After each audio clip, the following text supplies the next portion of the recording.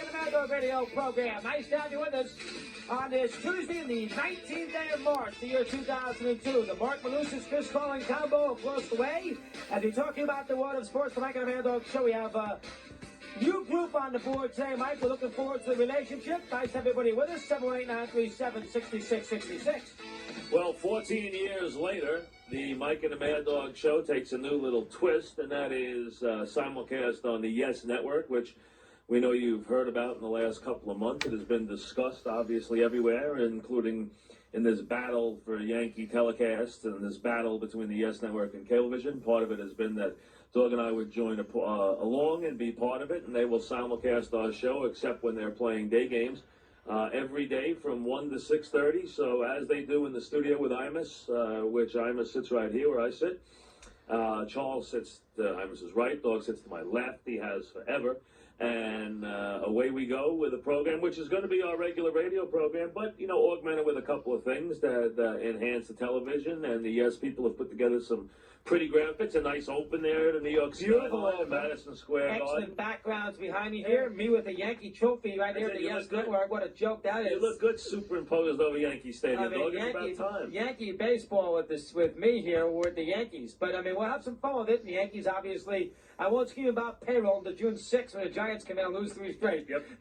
Start scheming about that payroll. The beat-up Yankees, which we'll get to, and they are beat up. We're learning more about Rondell White every day. But before we get to that, the Rangers decided that they were going to not go or let March leave without a little bang, a little roar, take one final step, and at least it's an exciting one. Whether it gets them to the playoffs over their last 12 games remains to be seen.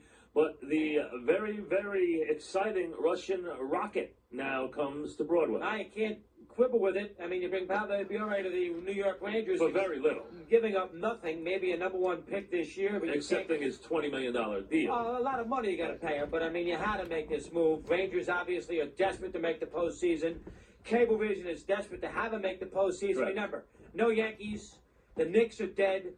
They cannot have themselves a dark building on April 1st. Correct. They got to have a little juice, and they're hoping that Bure and the Rangers can't score any goals. Their offense has been atrocious. Just go, you know, York hasn't scored, Lindros hasn't scored, none of the big, Fleury hasn't scored.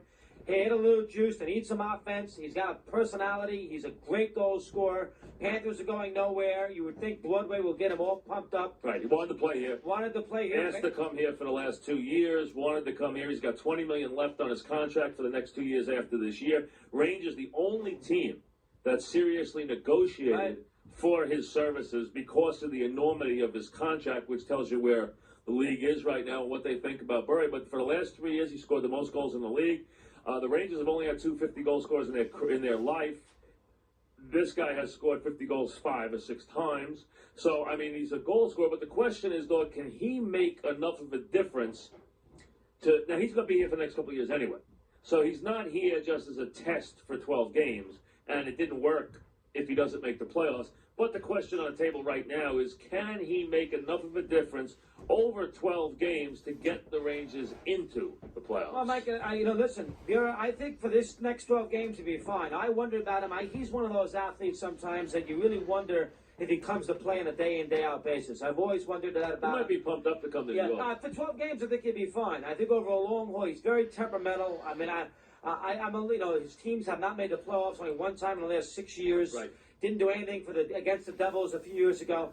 I wonder about him sometimes, coming to play on a night-to-night basis. But as far as his ability is concerned, he's a great goal scorer. You can't argue with the... No, it's a no-brainer. Oh, you had to do it. Because they didn't give up anything. This was the classic salary dump. This was the all-time salary dump. They didn't give up anything near equal compensation. They got him because they wanted to get out from under the salary. So there was no question. If you're going to judge it on the merits of the trade, it's a joke. I mean, there's no question. The question is, did the Rangers, are they moving in the right direction with Bure for the next 2 years, owing them $20 million? Ranger payroll, is exorbitant anyway. And you hit it on the head. The Rangers are in a position right now, and the Garden is in a position right now, and the parent company is in a position right now where they need somebody to get something going in April. They lose the MSG. The MSG loses the Yankees, which is an enormous hit, which is part of this chaos right now. the Knicks going nowhere. The Knicks had been basically a second or third round playoff team for a decade. Okay, so now you lose all that. That's 8 sellouts. All the games on television. And also what you get in the Madison Square Garden network per game is worth millions. And now the Rangers looking to go dark for the 5th straight year is something they couldn't sit there and they might not even be finished. I mean, they might make another deal before the trade deadline. Who knows? But the bottom line is they saw an ability to go out and just use their cash to get a player. And they got an exciting player. Now the question is, can he get you over the top? Does he make them great? No. But can he get them over the top for the next dozen games? We'll see. Rangers would be a great point for you, Mike, with the owners-players debate that you and I always have with the baseball, because the Rangers have an incredible large payroll and never win. I always argue you can't win without a big payroll. You say, well, how about the Rangers? They'd be a perfect team for you to use, like the Dodgers, those kind of Orioles, those kind of teams. Usually badly managed. Oh, terribly.